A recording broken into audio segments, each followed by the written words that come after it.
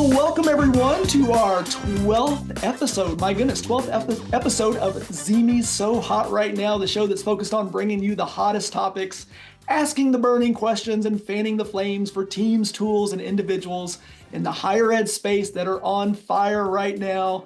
I'm your host, Soup Campbell, head of community experience at ZeeMee, the hottest social app and platform for colleges, universities, and students. And nothing could be hotter than today's topic. I think we would all agree. We're going to be talking about AI and what students are saying might surprise you. I am really excited about today's topic. I think we all know virtually every company in the industry right now in the past year is rolling out the most sophisticated, innovative AI products for colleges and universities. So we wanted to go straight to the source and ask prospective students what they think, what they feel about all this stuff, the introduction of this technology in the college admission process. We're going to share some of those survey results with you today. We're not going to give it all away, but we're going to give you a little taste and share some of that today. And before we dive in, for all of you watching, I always want you right now, jump into the chat, introduce yourself, and today you got to tell me your favorite Olympic sport that you've been watching. So that's a great way to kind of break the ice and get everybody chatting and connecting with each other. So please introduce yourself. I'll give all of you a second to jump in there.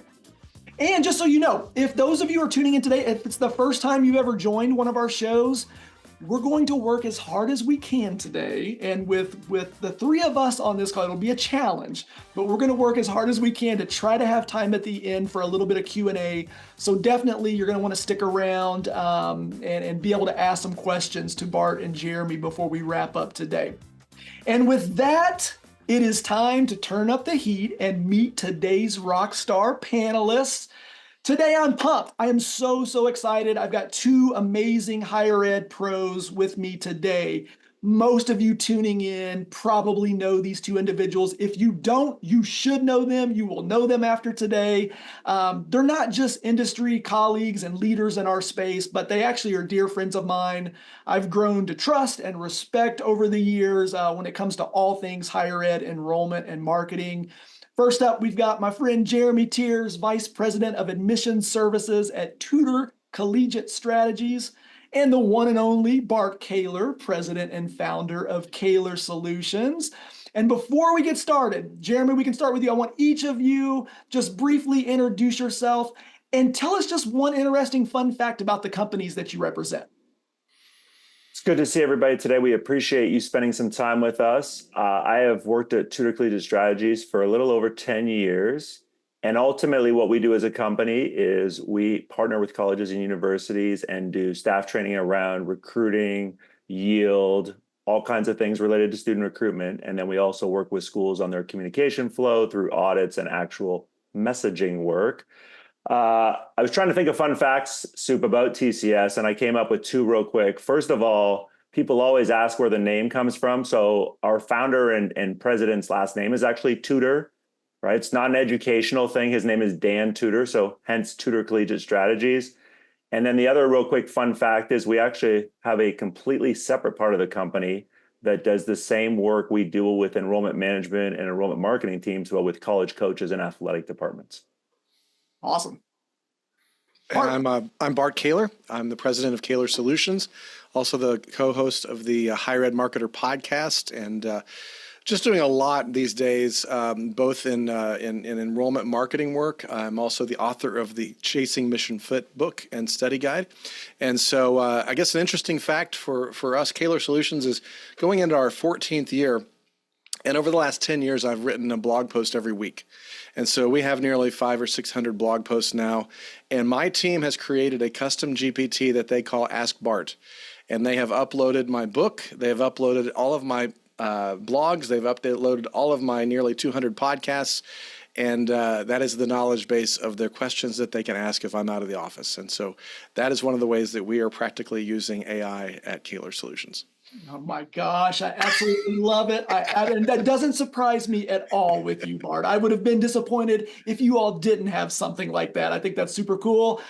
Before we jump into this first topic, just so everyone knows, I'm basically under tornado warnings right now. And it's normally I have the best lighting right in front of me, and I don't look like what I look like right now.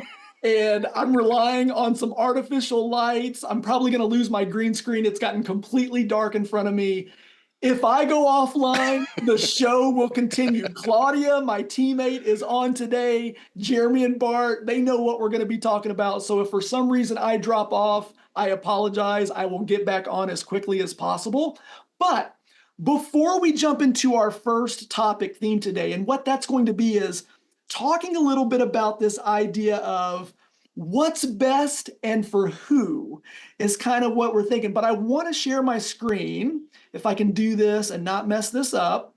Everyone's seeing that okay? And oh my goodness, I think I'm even on it, which is kind of Yes, crazy. you are. Oh man, I might need to change that. But I want everyone that's tuning in today, for everything we talk about, I want you to think about this through the lens of products, services, tools, everything we leverage in higher ed falls somewhere on the spectrum, right? If you look at this slide on the right, many of the things that we use really, if we're being honest, can be like best for us at the college or the university. It makes our life easier. We want to leverage and use this. But what I've been challenging all my friends in higher ed lately to think about is some of those things don't always 100% align with what's best for students or what students prefer. And so all I want as we move forward, not only for today's conversation, but anything, right? Like I can give you a couple examples. You might say, Sue, well, give me examples. What are you talking about? One of the last schools where I was dean of admissions, I came into that position there, and the school just loved all the billboards that they were throwing up everywhere with the president's face on them. And I just asked some questions. I'm like, hey, what's our ROI on these? Are we getting our students paying attention? Is it helping us increasing applications? And the response was, well, that's not really, we're not really worried about that. We're investing the money for these billboards because the board of trustees just loves to see the president's face on those billboards. And so, that's one of those examples where I'm like, okay, well, that's great for the trustees, but like we're spending money on this stuff. And is that helping us? And the other example I used here recently at a conference, I talked about the sophisticated CRMs that we all use today in higher ed enrollment, right? None of us would ever say that we would do enrollment today without a sophisticated CRM. However, the fact that we can create and load up sophisticated email campaigns are wonderful. But again, if we look through that student lens, and we've seen those stories, the one student on Reddit that did the big post about the 20-some thousand emails he receives from all these colleges. So, it may not necessarily be impacting students the same way we're leveraging the technology. So I say all that to just say that's how I want to frame our conversation today as we talk through some of these topics. But I'm going to stop sharing my screen and we'll go back here and we'll get into some questions. So let me get back. And so question number one, I want either of you, Jeremy or Bart, can each of you take a few minutes and just walk us through what you are hearing from the colleges and universities that you're working with right now on how they want to leverage AI in the college admissions process. And Jeremy, you can kick us off. Sure. I'll start by saying before how they want to do it, I'll tell you what I know in terms of what people are actually doing and not doing, which is I'm not going to put numbers on it, but the large majority of the admissions leaders that I've talked to in the last 12 to 18 months are keeping a very close eye on AI, but the large majority of them haven't done more than much dabbling in it. And so there are very few schools that I would argue are actually harnessing it to actually effectively help them leverage things during student recruitment. Instead, what I can tell you, a lot of people from senior leaders, literally down to admissions counselors, tell me, and in different meetings I have with them, they're using it to write better subject lines in emails, or when they want to go through a massive amount of data to prepare a report for their board or to set up something for a training, right? they're doing it as time saver things there.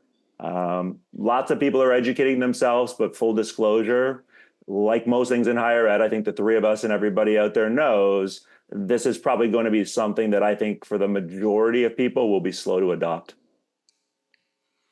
Yeah, I would agree with that, Jeremy. I think what I've seen is that because I'm out there on the edge, some of the schools that I'm talking to, we're actually offering an AI training masterclass for marketing and missions teams. And so we've got about 8 to 12 schools that we're working with right now where we're actually going through 6 hours of practical training on how they can get up to speed. But for the most part, even at the beginning when we're starting to talk to schools or starting to engage in those trainings, most people are like, I've played with ChatGPT. I'm not that impressed with it. I don't know what the big deal is. Well, it's kind of like you're asking ChatGPT for a couple different questions, but if you don't know how to really use it, that first experience that you have, it comes back and it sounds robotic, or it hallucinates on something, and you're like, this is not that big a deal, and you never go back to it.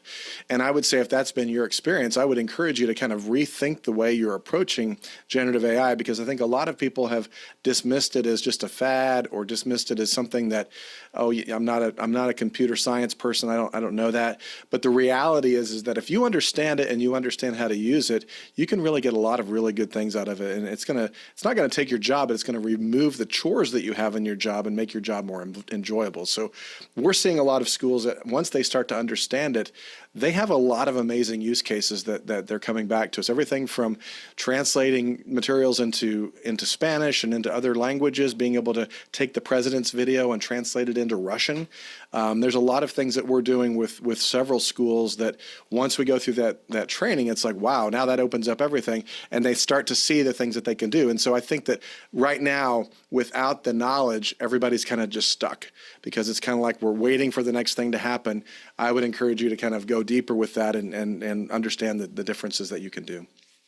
Yeah, and I think there's that tendency too, Bart. Like, I mean, it's literally as if the dam broke. I mean, the floodgates opened with all of this force. And sometimes I think for many of us, that's like intimidating too, right? Like it is here, Yeah. and it's everywhere, and there's that kind of fear of like, oh my gosh, we don't even know where to start because like there's just so much. And so I think you give some good advice there. Actually, I'm gonna stay with you, Bart, because I think you mentioned something that kind of ties into when I talk to a lot of my friends in the space in higher ed and outside higher ed, and we're just kind of talking about AI. I think there's like kind of two camps, right? Like there's this idea of the technology is going to drastically improve efficiencies, right? Things that we can just do, maybe helping transactional things that would have been manual processes. Right. If AI can help that frees us up to spend more authentic time with, prospective students, or no matter what it is that we're trying to do. But there's this other camp that is still like very, very afraid of innovation that, like, is this going to take my job, right? Like, is this going to, like, I'm a designer, I'm a creative, and now AI can do this. So, am I going to be employable in 5 to 10 years? So talk through just a little bit of that, Bart, on kind of how you feel like when you're looking at those two different camps, and just what you would tell the audience. If anybody out there is kind of in that position where I'm fearful of this is going to just take away what I can do in my skill set. Yeah, and I think that's a very natural place to be, and I totally understand that. I think that it's the natural place, especially when there's something new and this disruptive. And we have the cultural history of Terminator and iRobot and everything else that it makes us feel very uncomfortable. But the reality is, and there's a great video of that Seth Godin has put together that I use in my presentations. He makes the point that today's AI can read 90% of X-rays better than radiologists can. So if you're a radiologist, competing against AI is not your smartest move going forward. And it doesn't really matter if you're a radiologist or you're a copywriter or a designer. Competing against AI, you're going to lose. Wow. But if you can use it as a tool and figure out how can I use AI in my job to be more efficient, to be better, to be more effective in what I'm trying to do, well, now all of a sudden you've got this superpower. You've got this tool that makes you invaluable in a lot of places. And so Seth kind of goes on to talk about the fact that what we need to realize is this is a tool for us to upskill with to help us do the chores. if you look at our daily, work life, there's the things that we love to do. And whether you're a writer, maybe you love writing. If you're a designer, you love to design. If you are a admissions counselor, you love to talk to people. There's different things that we love that, man, we would never want AI to touch that. But then we all have these chores. It's like, oh man, here's my task list. Those 3 things, I am not looking forward to doing that. That might take me 90 minutes to do. That might take me 2 hours. If you can all of a sudden use tools and get that 90 minutes down to 15 minutes, or you can get that 2 hours down to 20 minutes, that frees you up to do the things you're really good at and that you really love. And so really being able to take that perspective and kind of moving from that fear to curiosity and kind of figuring out how can I do that, that's what I would encourage everyone to do, is kind of being able to shift your mindset and be able to look at things a little bit differently. Oh, that's so good. That's so good. So good. Jeremy, pivoting just a little bit. And, I do think, again, there's the fears around, a lot of the technology, but also I think, potential risks. So like, I just want to think like, Jeremy, you are so much so on the forefront. Like you talk to so many teams, you're on the road nonstop with colleges and universities. It's crazy like how locked in you are. Are you sensing any like risks if folks move too fast with trying to adopt or implement, especially before maybe we fully understand exactly how some of this can impact students? I just want to start with you, Jeremy, and get some of your feedback on what you're hearing when you're talking to schools, if they are kind of pumping the brakes a little bit or trying to be hesitant, wanting to make sure they understand fully the impacts that some of this technology will have. So before I answer that, Soup, I think I'd kind of summarize, and Bart kind of touched on this earlier. AI, I think, on a lot of college campuses right now in enrollment management, enrollment marketing, admissions offices, it's almost like, oh, good, this is going to be a tool that we can just implement. We don't have to do any work. Like it's going to do the work for us. No, that's not what AI is, much like CRMs, right? Everybody knows listening to this or watching this, CRMs are probably the most expensive investment you're going to make, right? As an enrollment marketer or as an admissions office. And I can tell you as somebody who, as you said, is on a ton of college campuses, 90+% of schools aren't using half of the power, if that, of their CRM, right?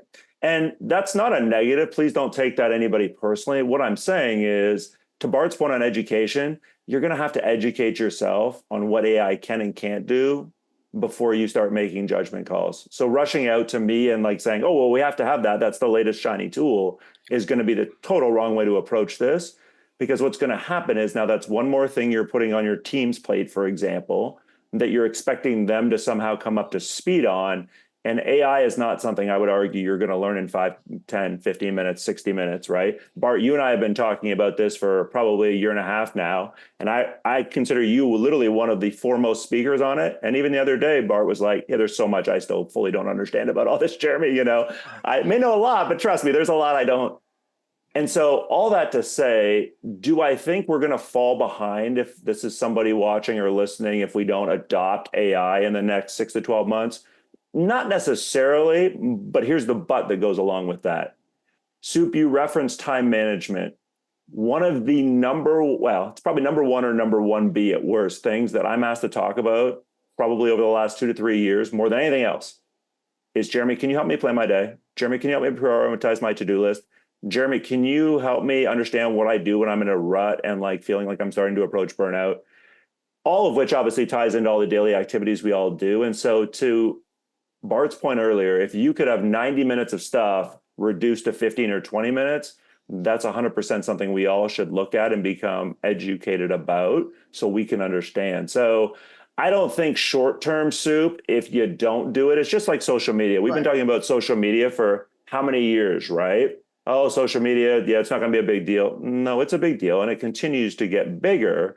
And we're now to the point where if you're not leveraging social media this far in, you're starting to fall behind. Well, I would argue in a year or two, maybe it'll be faster. If you don't start to leverage AI, yeah, you'll slowly start to fall behind as other people adopt it. But short term, to me, it's just start to educate yourself. And it's not going to be for every team, right? Right. It's not. And so it's just understanding what AI can actually help you with, because I think there's misconceptions about that out there too. And so it's understanding those things before we rush to judgment.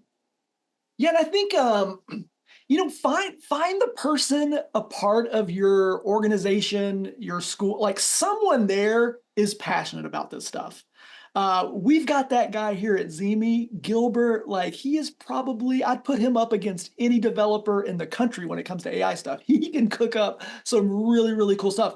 So, if you are listening today and you're like, I would never, I don't get it, I don't know where to start.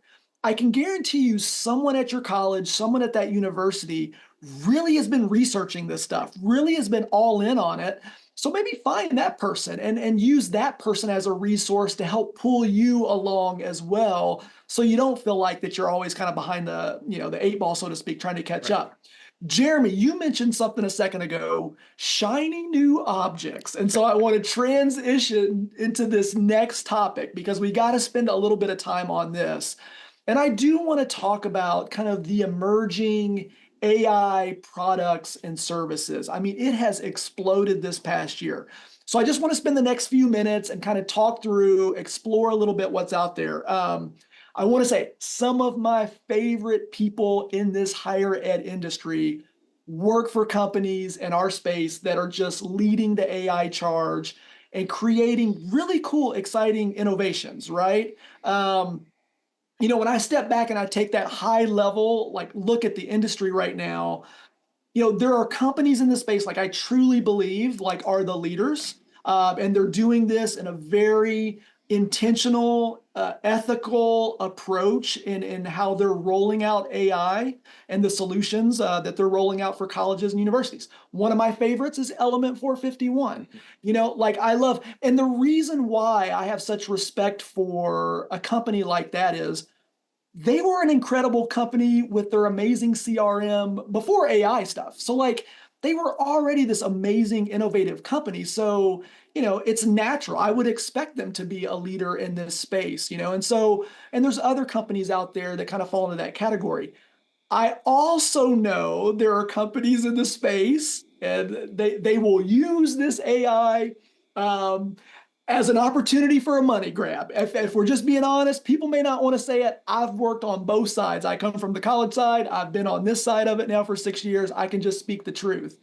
And that's always been that way, and it will continue to be that way, that companies out there, if we're being honest, we know that colleges and universities will chase the shiny objects. They're always looking for the silver bullet. We know we can convince you to spend money on anything.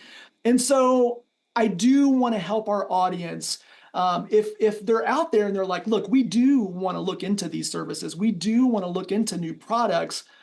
But I want to make sure we're helping them know where to steer clear, who to lock into, as far as who they can trust. I think that's something that we really need to focus on a little bit as well. So first question, we can go back over to Bart. What are just some of the examples, some of the AI products, Bart, that you've seen out in the space that you believe really could have a great immediate positive impact for colleges as well as their prospective students? I appreciate you saying that, Soup. And before I kind of get into the specifics, because Element 451 is on the top of my list, I want to explain to everybody a little bit about really how the AI world is working, because there's really only a handful of major players, which is called LLMs, large language models. So ChatGPT, you've heard of that. You may have heard of Claude. .ai. It's kind of like the number 2 on that. Meta just announced theirs this week, the Llama LLM.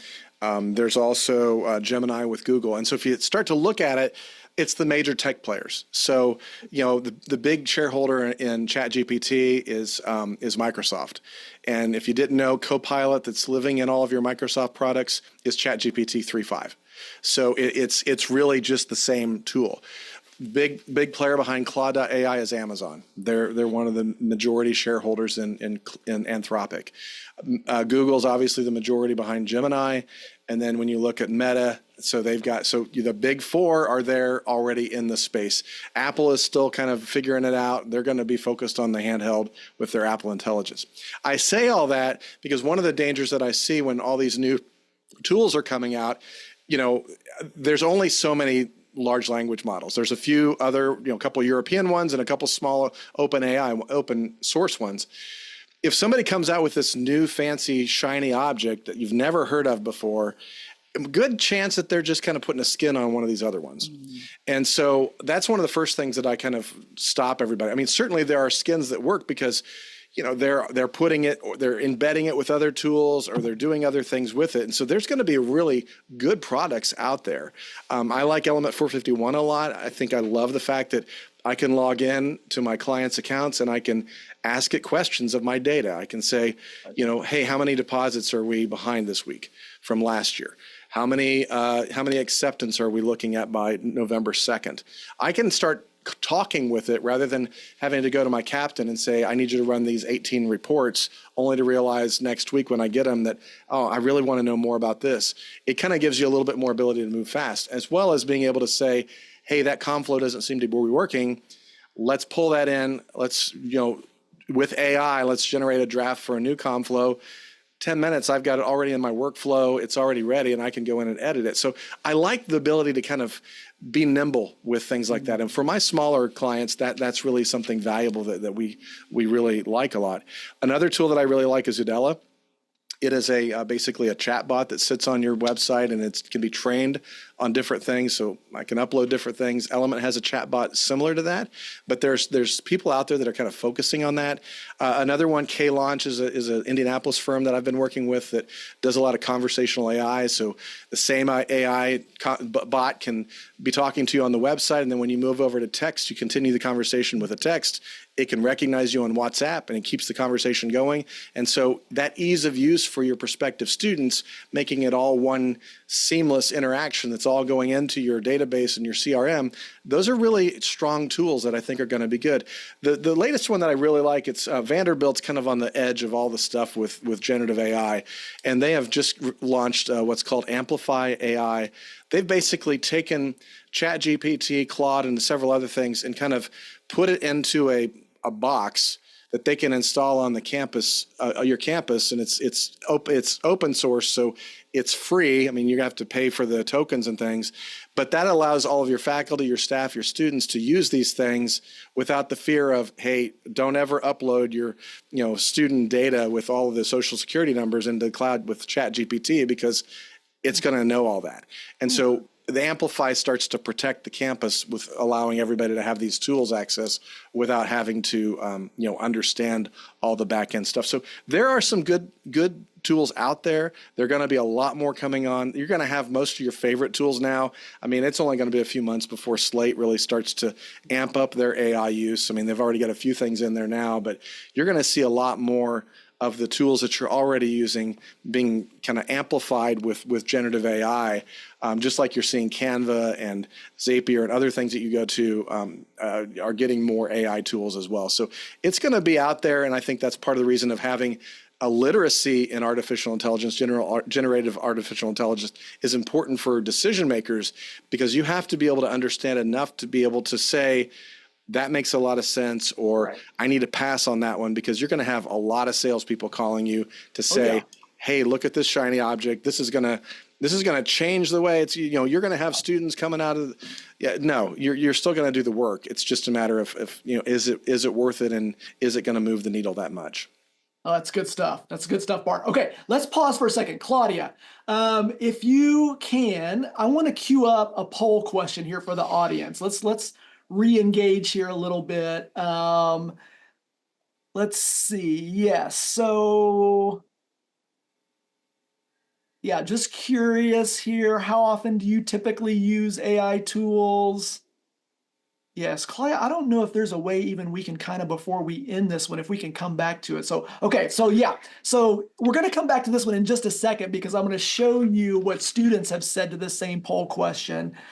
So yeah, I mean, it looks like some of you actually are getting your hands, wet with this stuff a little bit, which is super cool.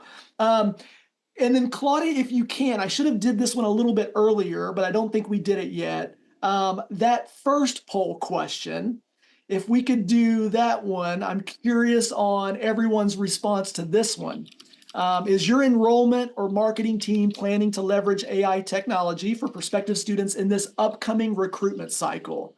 So this will just show kind of where we all are kind of right now.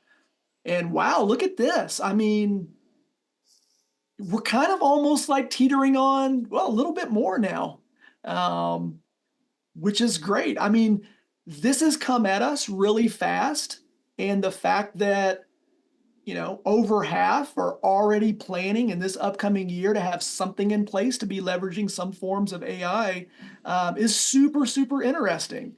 So yeah, that is very interesting feedback. I thought it would be a little bit less. I thought more still haven't quite got there yet, but it looks like a lot of schools are, which is great. Awesome. Thank you, Claudia. And I'm going to X that out. Okay, Jeremy, I want to jump back over to you. Yep. Again, if you are meeting with these teams and we're ready, but we just don't know where to go, or, what conversations are you having with them when you're talking about helping them evaluate a product or service? And again, if I know all of my friends on the college side, I know their inboxes are being hit, and, this is $60,000 for this or what.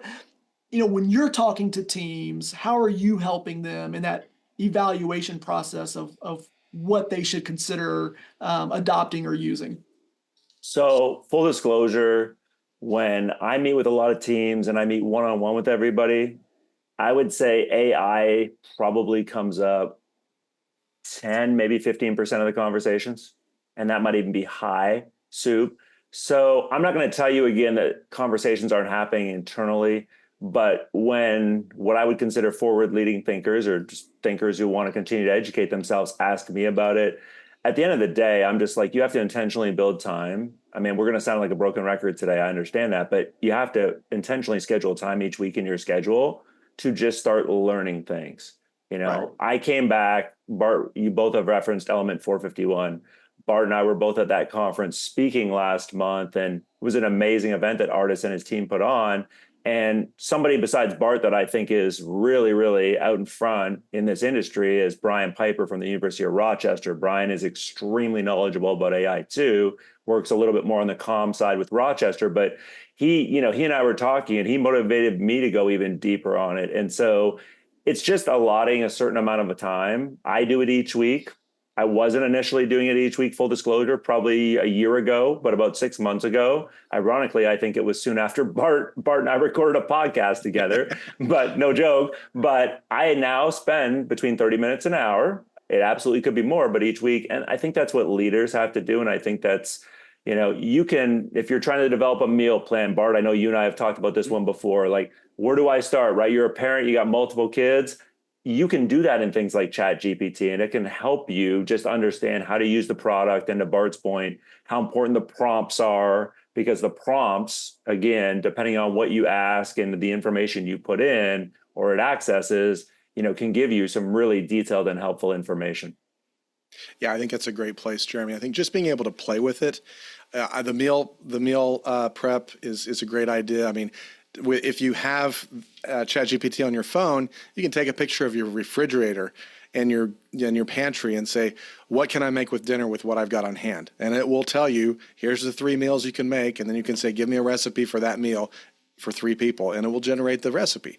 So there's a lot of things that I think just starting to understand it and play with it, and like anything else, I mean, as kids, we played before we work. You learn how to do things because you play with it. And so I would encourage you, we go back to that chores idea, look at your list tomorrow morning and say, what's one chore on this list that I'm dreading, and how might I be able to use AI to accomplish that, or to speed that up, or do something a little different. You're going to spend 2 hours doing your chore. If you spend an hour of that learning something about AI and then using, an hour to speed up your chore, you just use the same amount of time. So it's just a matter of playing with it and kind of getting in there and learning it.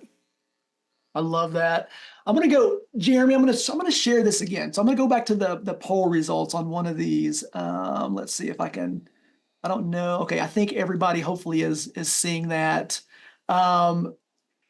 Jeremy, if for schools that were in that no category, like we're not really planning on it, but maybe you're feeling like, now that we're seeing that 55% are we falling behind? Like, are we, if we don't do something now, are we in jeopardy of, falling behind our competition that's going to be, out in the space? Like, Jeremy, like what, kind of advice or thoughts you would give to the school that may feel like, or the school that's like, we don't have the resource, we don't have the budget to even adopt something right now, even when we're wanting to. Is there anything that you could say to a school that feels like, wow, are we going to fall behind the competition if we're not in this space with everyone else?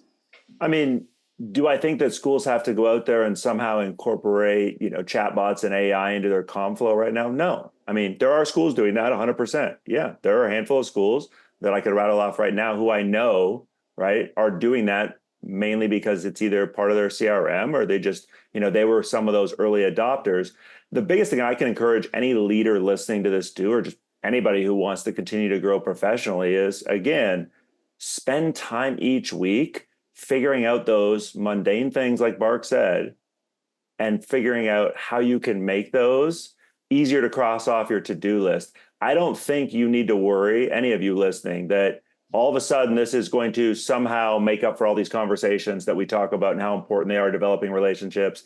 No, it's going to help you if you learn how to use it as a tool, accentuate the kind of relationships that you can build with students, with parents, with campus partners. And so I would just reiterate to leaders or anybody listening to this, you don't need to run out, I think, and figure out, okay, how do I, get an AI tool that's somehow going to do half this work for my admissions counselors? No.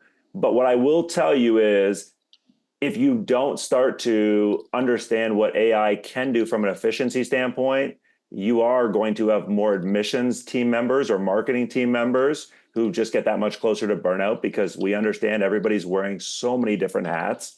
And so again, the value short term, I think, is really trying to figure out how it can just organize your day and execute things a little bit more efficiently. So then we can actually spend more time utilizing data, for example, around all of these different students and parents and things that we want to do on the recruitment side, and actually then do individual outreach, because AI is allowing us to do more of that, or more targeted, and so on and so forth.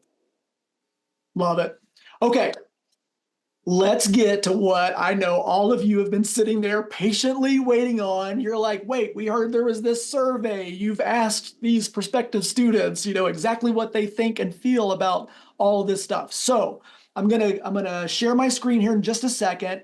And just so you all know, just to give you a little context, if you're coming into this, Jeremy and I, about a month or so, maybe even a couple months ago, just started talking, and we're like, my goodness, like everybody in the space is just rolling this stuff out.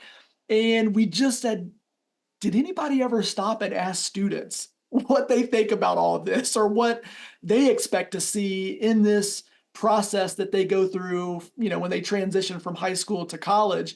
And so that's where this started. So I've partnered up with Jeremy to build out a survey, but I'll give you a little more background about it too.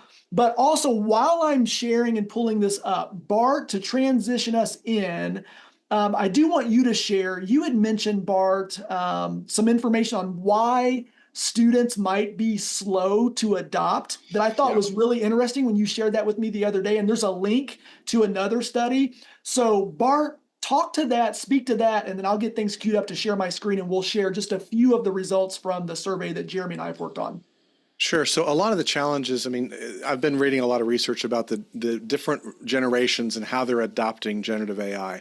And while you would think that Generation Z, the digital natives, would be very quick to be like out there on the forefront, the ones that are using it the most, their introduction to generative AI probably happened earlier than most of us on the call. And what happened is that their classmates were using it to cheat. And so all of a sudden, their first impression and their first indication of what generative AI was they were told, you should be shame on it if you even look at it, because it is a cheating tool and no one of integrity would use it. And so what then happened is that some of them got curious and said, well, what is this thing? They started looking at it and they realized, okay, yeah, some people are using it to cheat, but man, there's a lot of power behind this thing. And so they start getting this friction of, how do I really want to think about this? they're busy students. And so they really haven't taken the time to really dive into it, especially if they're being told by faculty and high school teachers and others that they should not do anything. They should, a lot of times faculty want to ban ChatGPT from campuses. And so that's one of the challenges. And so I'm going to drop a link in, if it's okay, Soup, into the chat of I use perplexity.ai as a tool to do some research because it lists the sources for you, unlike ChatGPT that kind of makes things up sometimes. Perplexity has that. So I just dropped it in the chat. You can read about the different generations and some of the studies that are out there on the way Generation Z is looking at it. But that's some of the perspective that I have on it to start with. Awesome. Thank you, Bart. And hopefully everybody is seeing the screen again. Everyone that knows me knows I cannot multitask. That's usually why I have to have Claudia on here, making sure I do not mess this stuff up. But I'm assuming, and Claudia, you can let me know if I don't have this set right, but you should be seeing the screen here. So I just want to quickly give you a little bit of background. So what Jeremy and I did was just create a very short, what we do on ZeeMee often, and it's so cool that we can do this. When you got a platform with millions of students on this thing all day, every day, it's very easy for us to do quick pulse surveys. And so this initial survey that we did was back around July the 9th. And again, you're seeing on the left the message that the students that we wanted to serve this up to, once they pop into ZeeMee, they kind of get the message. So you're able to see what they receive. And then just some information a little bit around this survey. When we turn them on live, we have to quickly turn it off or we'll end up having a million responses. So this was just a quick pulse, a little over 3,000. But if you look, you can see the completion rate. The vast majority of these were students that just graduated high school. So these are those 2024s. There were a few 23s and even smaller 25s there. And then there's a pretty big discrepancy here initially with this pulse survey on women from men that basically responded. You've got non-binary, those that prefer not to say. So again, I just wanted to kind of give you a little bit of an overview of the sample size. What Jeremy and I are planning to do is, one, we're going to work on a little initial report from this first pulse survey. But what we're going to do in October is roll this out to the current class of high school seniors, the 25. We're going to roll this out in a much bigger scale and get a much bigger sample size to see if things still correlate or we see differences. But let's just go through some of these. We're not going to give it all away today, but let's go through this. So this was the question that I also asked you in the audience. And so we can kind of compare and contrast a little bit. This is how students responded to us. So when we asked them how often do they typically use the AI tools, you can kind of see where it broke down for them. And again, as you can see, a lot of them are dabbling in AI. They are kind of getting their hands in there. They're checking it out. They're experimenting with these things.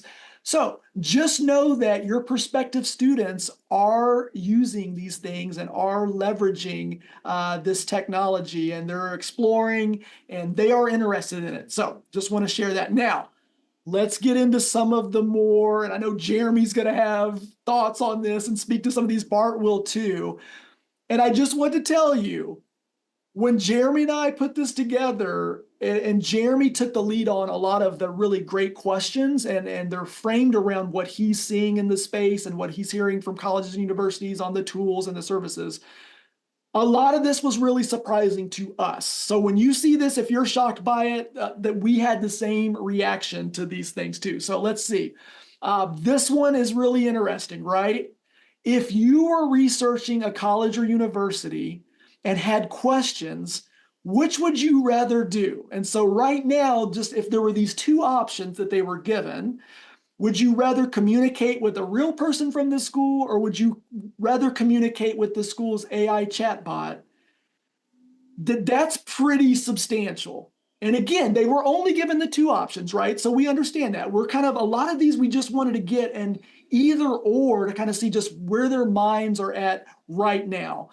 So primarily for this incoming class of college students, overwhelmingly, they're telling us that we just still want to talk to a real person. If we've, when we're researching, if we've got those questions, that's kind of where we're leaning. Jeremy, what were your thoughts when you first saw this? So the first thing I did full disclosure, and I don't know if this is one of the things we're going to show. So Soup, I may end up giving away some additional info from the survey results, but nonetheless, we asked another question about what do you think is more reliable, an actual human or an AI chatbot? I immediately went to go see, all right, then how did they answer this question later in the survey? And what you're going to see is it's in a very similar fashion, not exact, but pretty darn close in terms of the percentages that are like, I think the human is way more reliable, right, than an AI chatbot. And so I think that's what a lot of students are saying here is they are still skeptical in a lot of cases that if they put information in here, yeah, but is what they're telling me actually the truth?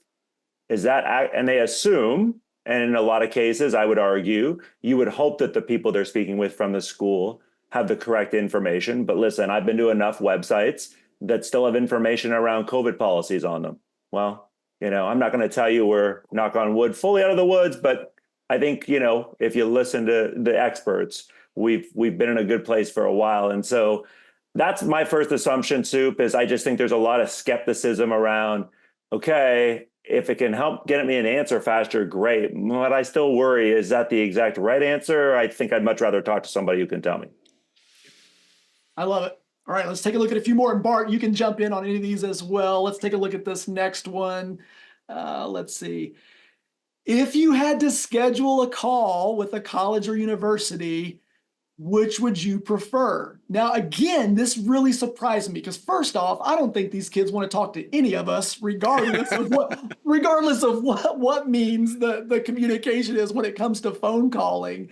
So like this one really, really surprised me. And I think any of you out there that are like working in admissions, if you're still doing the call nights, I probably don't have to tell you, like they're probably not answering the phone. You're probably just leaving great voicemails the majority of the time. But this one like really surprised me that again, given that either or option, they would prefer to talk to a real person. But part of it makes sense, right? Like I just think about like us personally in business when how frustrated do we get when we're on one of those and we can tell it's not the real person and it's just not sophisticated enough and then we're getting frustrated.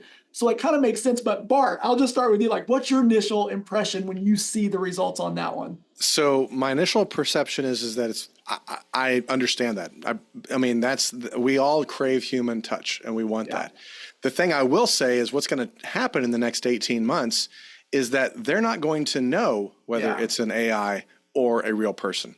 And so at that point, it's going to shift because they're not going to know and they're not going to have a preference because they're going to think it's a real person. There's already, if you've watched it in my AI training or any of the presentations I've done, there's a tool called bland.ai. And if you watch that demo, it sounds like a real person. It interacts. It's basically ChatGPT with a very human voice. And it responds so quickly, like within 4 milliseconds. And so you don't know it, that it's there. And I've talked to some call center leaders and they're using that for all of their outgoing calls.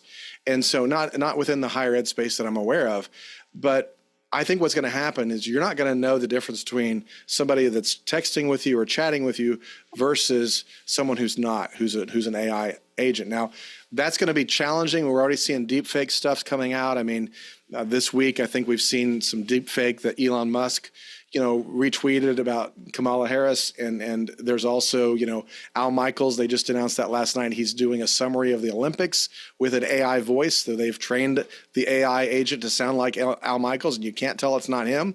And so there's a lot of things that are coming down the pike that are going to feel and seem like real humans. We're going to get to the point where blockchain is going to have to be used to authenticate a lot of things, but that's going to be down the road. But we're going to be in this fuzzy area where we're not going to be able to tell the difference. Okay, that kind of freaks me out. Like, it's like I think it's like the coolest thing in the world, but then there's part of me that just like, and I'm looking at Adam in the chat who mentioned John Connor. If you're young, you might not get that reference, but those of us that have been around for a while and watched all the Terminator movies, we get the reference. But yeah, I mean, it's kind of scary, but it's like super cool at the same time. I'm not going to share this one, but Jeremy, you remember we asked another kind of just one of those either or questions.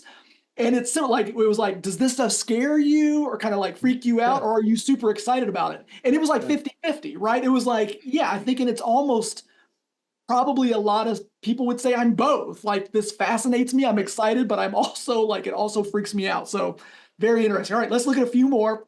Let's see, let me go back and get to, yes. So we asked them, which of these is your biggest concern about AI? So again, just trying to get a little pulse on what they're afraid when they think about it right now.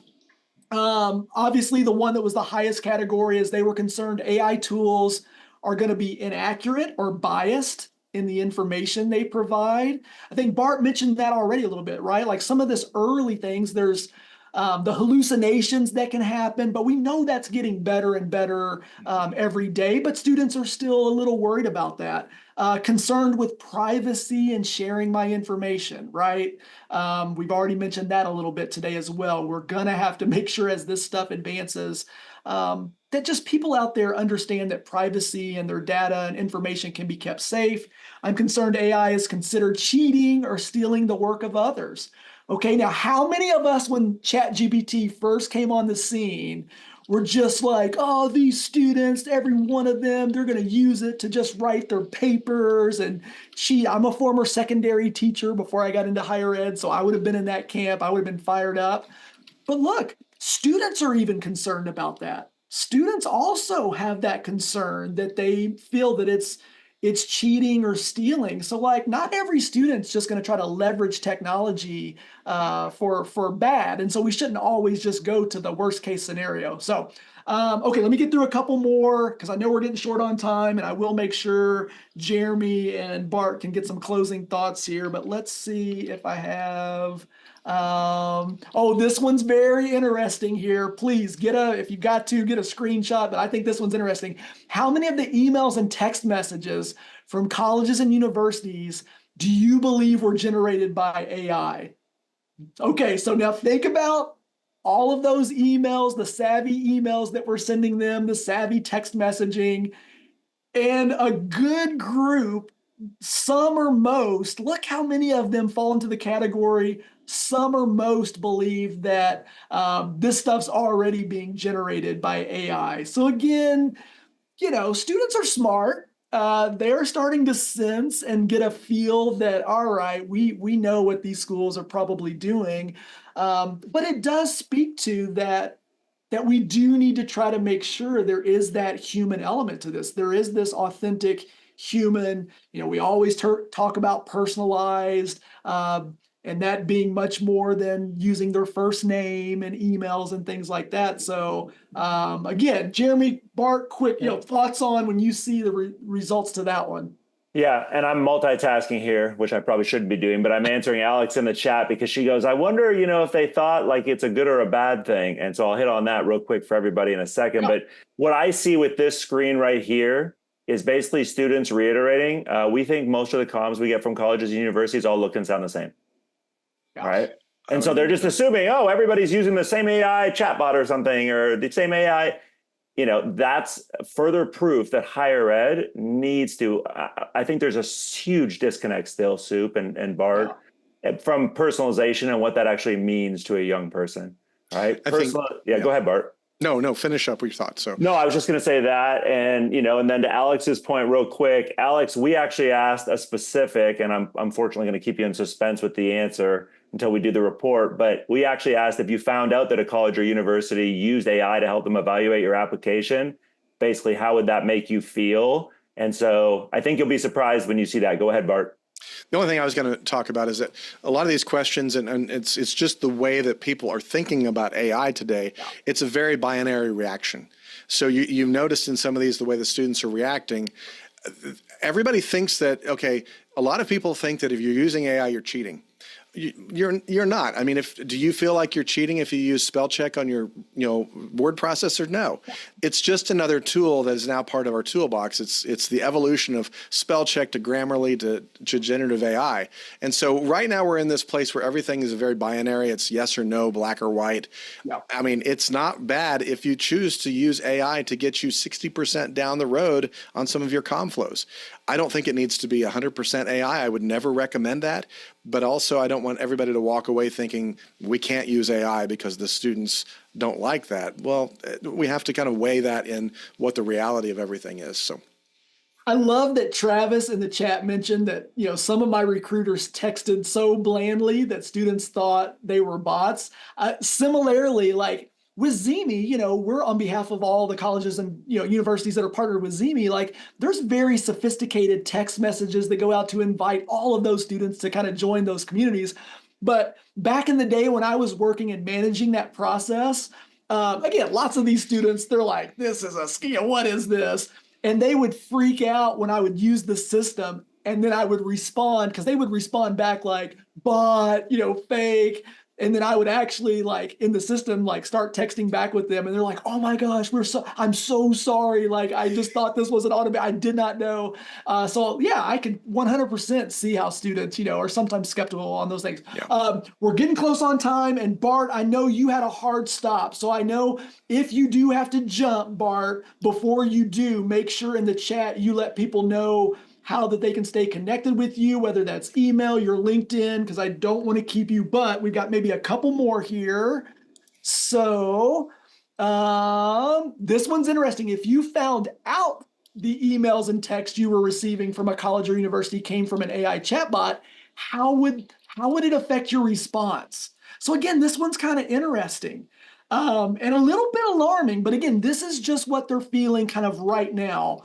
56% say I would be less likely to respond to that in future messages. 39%, it would have no effect on me.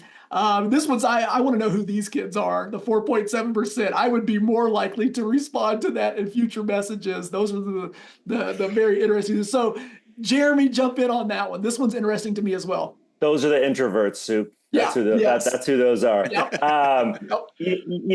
Again, I'm not surprised by this, mainly because I try to stay, I'm very, very, up on trends and things. And, there's been so many other studies. I mean, there's a company called DCDX that I know we have friends with. Andrew Roth he's a Gen Zer running a Gen Z company about not just higher ed stuff, but anything related to trends that Gen Z cares about. And, a lot of this mirrors data that I had seen them actually doing with, young people who were 17 to like even early to mid 20s. And so I think the assumption is because everything looks and sounds the same, that's what I'm going to go back to. Well, this stuff is just all bots. The key will continue to be, how are you personalizing using relevant information, and how are you displaying empathy?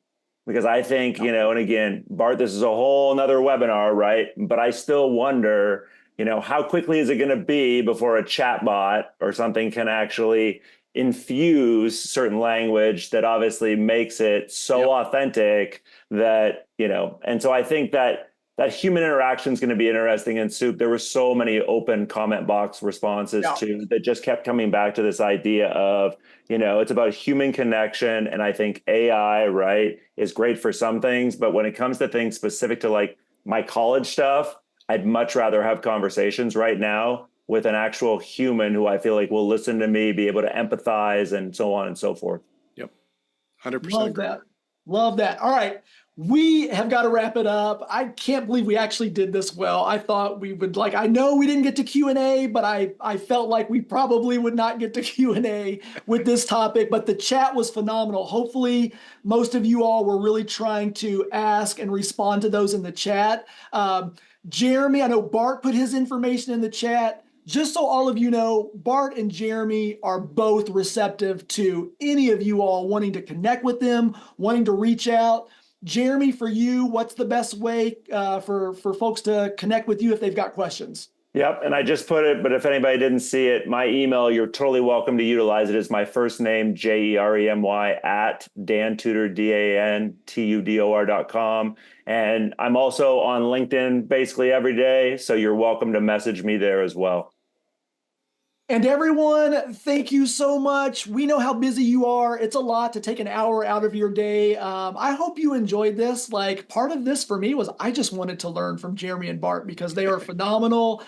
They're amazing. And so I think it's a great conversation. It's a conversation we'll continue to have. It's more research we need to continue to conduct to just have a pulse. And again, just always think of things through not only our lens and the way things can impact our lives and make our lives better, but let's always stay focused on the impact that tools and services and products will have on students as well. And let's find the way to kind of meet in the middle for that best experience for all of us is the best advice I have. Again, to Jeremy and Bart, thank you so much for joining today. I appreciate you guys more than you know. For the audience, thank you all so much for hanging with us. And yes, someone asked, everyone that's registered today, once we get the video edited up, we'll send the link so you'll all have the video. And I look forward to seeing all of you next time for our next episode of So Hot Right Now. So just stay tuned. At some point, you'll be getting information and the links to register, and we'll see you then. But for now, we'll wrap it up. Any final thoughts, words, Jeremy, Bart? Nope. Just encourage everybody to be intentional about it. That's the way we all get better at anything. And I would encourage you to be curious. Just learn. Love it. Love it. Appreciate you guys. Thanks, everyone. We'll see y'all next time. Thank you. Bye.